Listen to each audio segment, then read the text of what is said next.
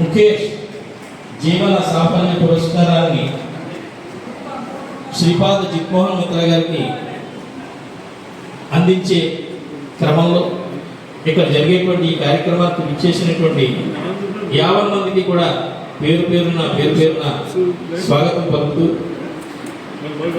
ముందుగా ఏ కార్యక్రమం జరిగినా దానికి జ్యోతి ప్రకాశనం జరిగి తద్వారా ఆ కార్యక్రమం విజయవంతం అవ్వటానికి ఏర్పాటు చేసేటువంటి జ్యోతి ప్రకాశన కార్యక్రమానికి శ్రీ ముద్రగడ యేసుబాబు గారు వారు ఇచ్చేసి జ్యోతి ప్రకాశనం చేయాల్సిందిగా కోరుతున్నాం. గురువు గారు అలాగే తాతారావు గారు, రావణ్ రావులు ఇద్దరు కూడా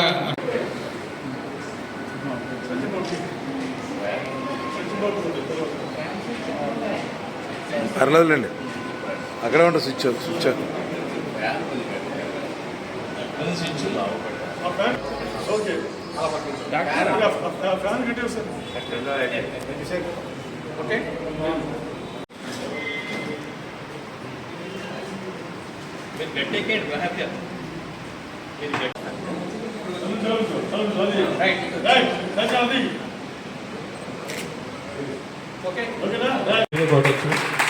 థ్యాంక్ యూ. ఎందుకంటే సార్ ఆయన వయసు 82 ఏళ్ళు. మేమందరం ఎప్పుడు వచ్చేటువంటి వాళ్ళకి ఆ విషయం తెలుసు, నిత్య యవ్వనంగా ఉంటారని. ప్రతి కార్యక్రమంలో కూడా ఆయన గొప్పతనం ఏంటంటే ఎవరో ఒకరు కొత్త వ్యక్తి వస్తూ ఉంటారు. అలాగే ఆత్మీయ అతిథులేంటి వాళ్ళు యాక్చువల్గా ఈరోజు ఈ కార్యక్రమానికి రథసారథులు అని చెప్పచ్చు. వారు ఎవరో కాదు, సూరపరెడ్డి తాతారావు గారు. వారిని కూడా వేదిక మీదకి మీ అందరి చప్పట్ల మధ్య ఆహ్వానిస్తున్నాం. అలాగే శ్రీ పివిఎస్ కృష్ణారావు గారు, వారిని కూడా వేదిక మీదకి మీ అందరి హర్షధ్వానాల మధ్య ఆహ్వానిస్తున్నాం. ఈయన ఈ పక్కన కూర్చుంటే ఆయన ఆ పక్కన కూర్చోవాలి, మధ్యలో ఉన్నటువంటి రాజమండ్రి అంతా ఆక్రమించాలని కోరుకుంటున్నాం. రేపు మంచి కార్యక్రమాల ద్వారా తెలుస్తాం. పురపాలక పురాతన నగరం నుంచి ఇవ్వడానికైనా తీసుకోవడానికైనా అర్హత అనేది ఎవరికైనా ఉంటే అది మన మిత్ర గారికే ఉంది, ఇంకెవరికి కూడా లేదు. ఎవరికి ఇచ్చినా కూడా అవన్నీ బుస్లే. అలాగే మిత్ర గారు ఇచ్చిన అవార్డుకు ఉన్న విలువ ఇంకొకరు ఇచ్చిన దానికి ఉండదు. అలాగే మిత్ర గారికి ఇచ్చిన అవార్డుకి ఆ విలువ వేరు. అందువల్ల ఇవాళ మనం చక్కగా వారికి ముఖేష్ అవార్డు మంచి చక్కని సత్కారం చేసుకుందాం. ఇవాళ త్వరగా అంటే 2 రకాల కారణాలతో మనం త్వరగా వారికి సన్మాన కార్యక్రమం చేయాలి. శ్రీ గౌరవనీయులు అరుణ్ కుమార్ గారికి కూడా టైం అయితే తక్కువ ఉందన్నారు. తర్వాత మనం ఈ కార్యక్రమాన్ని అద్భుతమైన కార్యక్రమం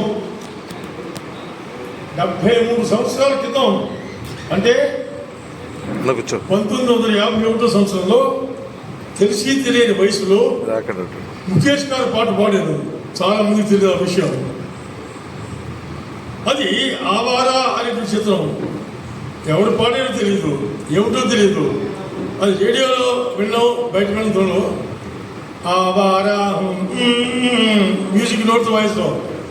కానీ దేశమే తర్వాత భాష రాదు.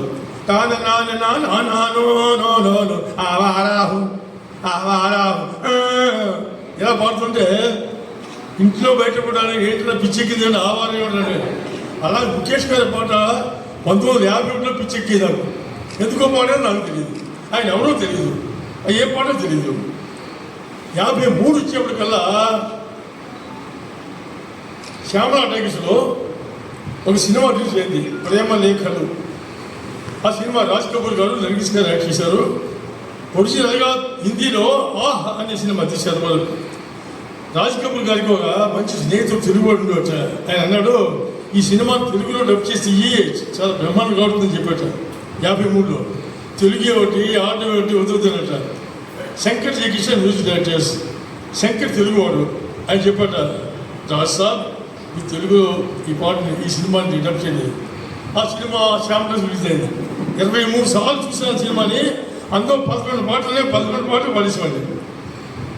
అది ఒరిజినల్గా హిందీ పాట, హిందీ సాంగ్స్ తెలుగులో సేమ్ అదే చూసు ఏం రాజా గారు చిక్కారు పాడారు. 53లో అలా పాడారు. 54 వచ్చేప్పటికల్లా అప్పుడు స్కూల్లో ఇలాగా బల్లపై కొట్టుకుని నోట్తో వాయించి పాడిపోయింది.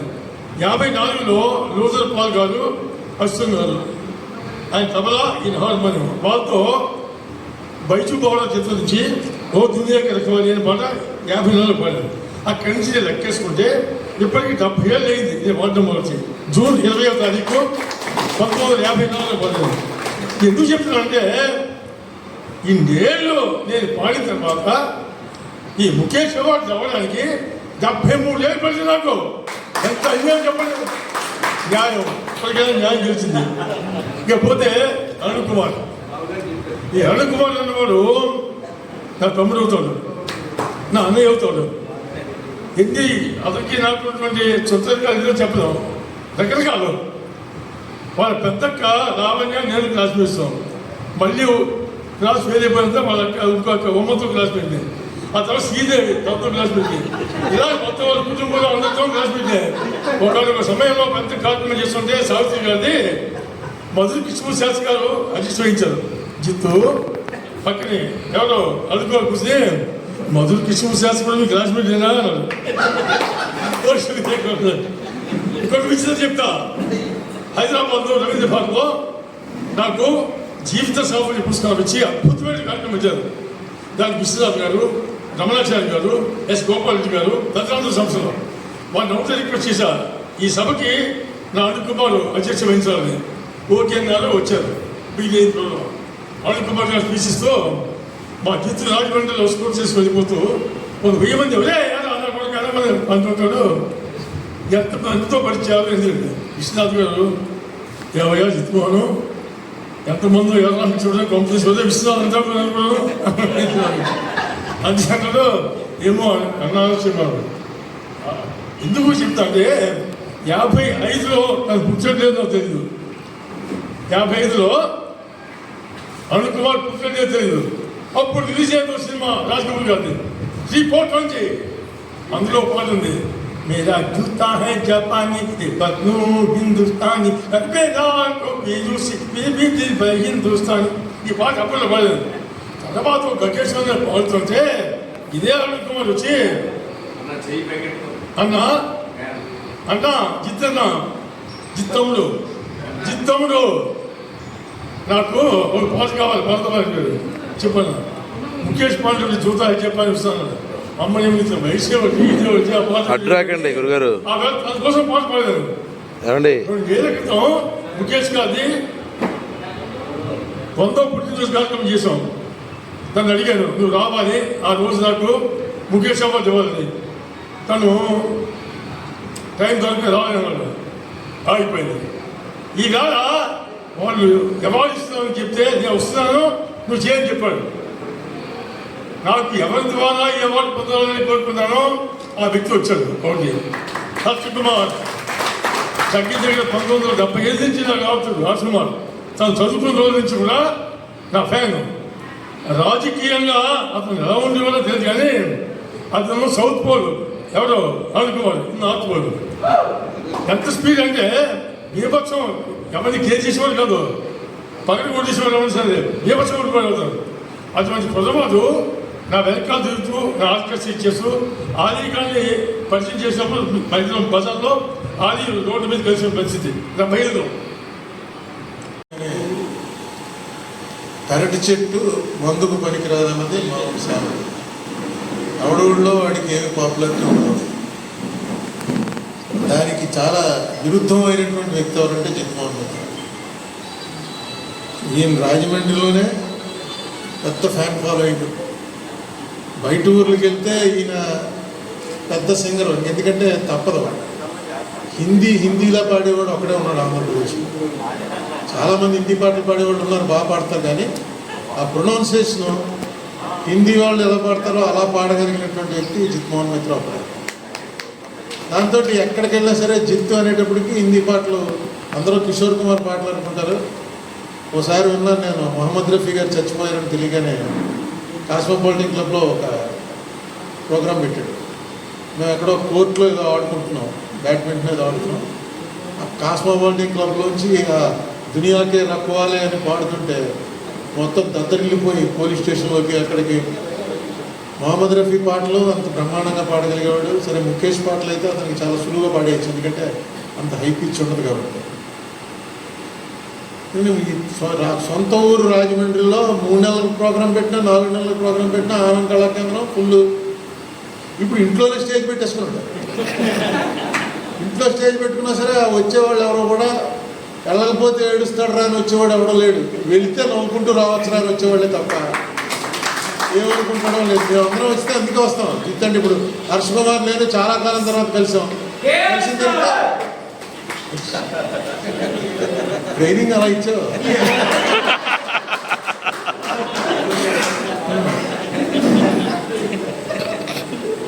సో జిగ్మోహన్ మిత్ర ఇప్పుడు అన్నాడు ఏంటి ఇది చాలు నాకని. నేను చాలదు, ఇంకా నువ్వు చాలా ఆరోగ్యంగా ఉన్నావు, అందరూ నిన్ను చూసి ఈర్ష్యపడేంత ఆ స్పిరిట్ ఇంకా అలా ఉంది. నీకు మాట్లాడినా పాట పాడినా ఏం చేసినా సరే ఇవన్నీ జెనెటిక్గా వచ్చేటువంటివి, నేర్చుకుంటే వచ్చేవి కాదు, జెనెటిక్గా వచ్చినవి. ఒకటే నేను విశ్వనాథ్ గారితో చెప్పింది కానీ బాపు గారితో చెప్పింది కానీ జిత్తు గురించి ఏంటంటే ఒకటే చెప్తాను నేను. జిత్ అన్నవాడు ఆడుతూ పాడుతూ నవ్వుతూ బతకడానికి అతని జాతకంలో ఉంటుంది. ఎప్పుడూ ఆడుతూ పాడుతూ నవ్వుకుంటూ తిరుగుతూ ఎప్పుడూ ఆర్థిక పరిస్థితి గురించి కానీ హెల్త్ గురించి కానీ సమాజ పరిస్థితుల గురించి కానీ ఎక్కడ మొదలెట్టిన డిస్కషన్ ఆఖరికి వచ్చేటప్పుడు పగలబడి నవ్వుకుంటూ ఇంటికి వెళ్ళిపోతాం. అది మాత్రం గ్యారంటీ. అలాంటి గ్యారంటీ ఇవ్వగల వ్యక్తి ఒక్క జిత్ ఒక్కడే. ఈవేళ చాలా సంతోషంగా ఉంది. కానీ ఇంటి దగ్గర ఎవరో వెయిటింగ్లో పెట్టి వచ్చారు. ఆయన ఏమో ఇప్పుడు బయటికి వెళ్ళిపోతాడు హైదరాబాద్. సో తొందరగా వెళ్ళాలి, అందుకని అడిగి తీసుకున్నాను. ఏదైనా శతమానం భవతి అని చెప్పి ఆశీర్వదించే వయసు నాకు లేదు, కానీ ఖచ్చితంగా ఇలాంటి వ్యక్తులు ఎన్నాళ్ళు బతికినా ఇలాగే బతకాలి. ఆనందంగా మమ్మల్ని అందరినీ ఆనందపెడుతూ మీరు కూడా ఆనందంగా ఉంటూ బతకాలి. బతకగలవు కూడా. ఎందుకంటే నీకు మనసులో ఎవరి మీద ఒక ద్వేషం కానీ కోపం కానీ, కోపం వస్తుంది తిట్టేస్తాడు కానీ అది 2 మినిట్స్ తర్వాత తారా పోదాం అని చెప్పి మళ్ళీ బోధమే కొట్టిపోతుంది. అటువంటి లైఫ్ ఇవ్వడం అనేది నిజంగా భగవంతుడు మీకు చేసినటువంటి చాలా గొప్ప ఉపకారం. జిగ్మోహన్ మిత్ర లాంటి వాడు ఈ రాజమండ్రి చరిత్ర అంటూ ఎవడన్నా రాస్తే ప్రధానంగా రాయవలసినటువంటి వ్యక్తి రాజకీయ రంగంలో టంగుటూరు ప్రకాశం అయితే కళారంగంలో జిగ్మోహన్ మిత్ర. తప్పకుండా ఆయనకి ఆయురారోగ్య ఐశ్వర్యాలు కలిగించాలని ఆ భగవంతుని ప్రార్థిస్తున్నాను. నమస్తే.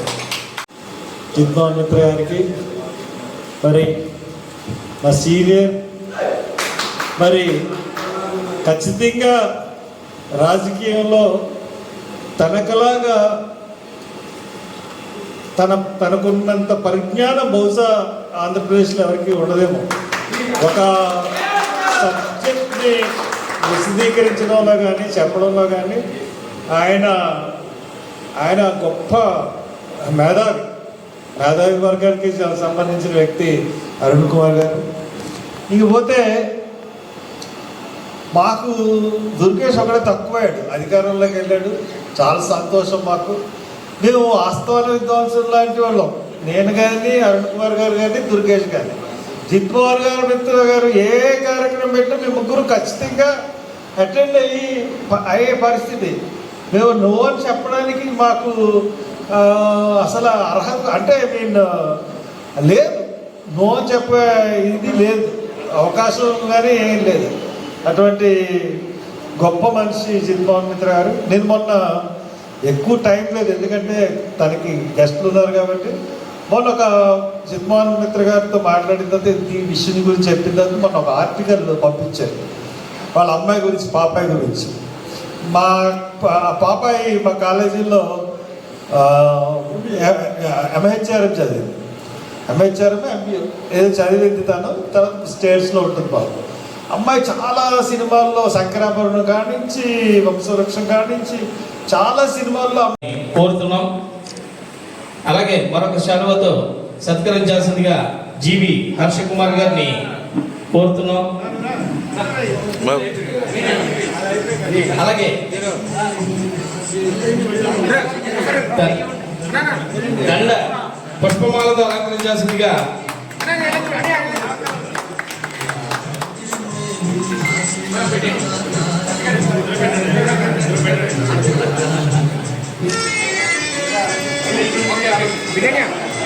అలాగే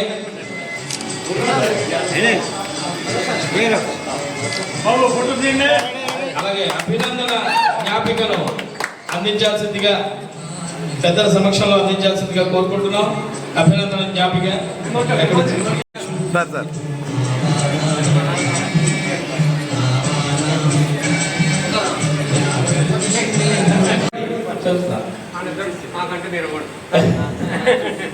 అలాగే Tatarao sir sir sir J Sivaprasad garu, Tatarao గారికి ఇవ్వండి. జె శివప్రసాద్ గారు, అలాగే వి జగపతి గారు రండి. వారు సాల్వతో సత్కరిస్తున్నారు. తర్వాత మెమెంటో తీసుకోండి.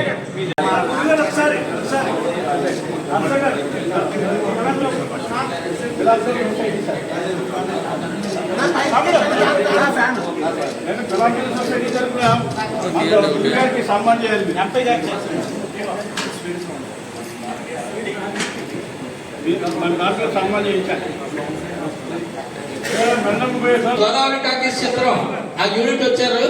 మొత్తం అందరూ కూడా ఒకసారి రండి.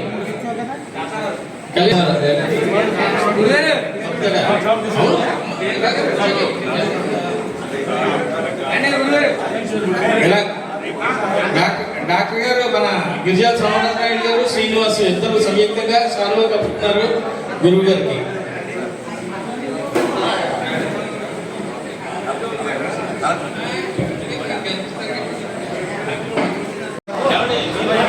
అటు ఇంకా ఎవరున్నారు చూడండి అమ్మా. బషీర్ భాయ్, బషీర్ గారు కనబట్లేదు, బషీర్ గారు కనబట్లేదు, ముందుకు రమ్మనండి. ఓకే ఓకే, ఒక్క నిమిషం. సూర్యబాబు ఎలా చూడు, దూరే కదా అందులో మనం చూడు ఇటు.